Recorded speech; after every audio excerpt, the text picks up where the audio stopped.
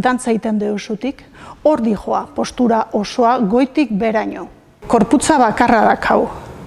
Eta edozein dantza motarako berdeu korputza hori, bakarra da.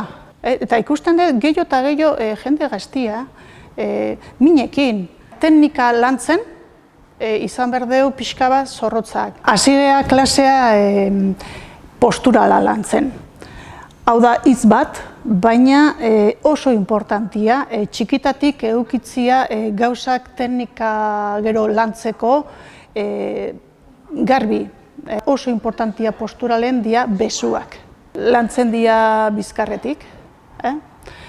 Ematen du ere bai oso gauza erresa, baina niretzako da zaiena.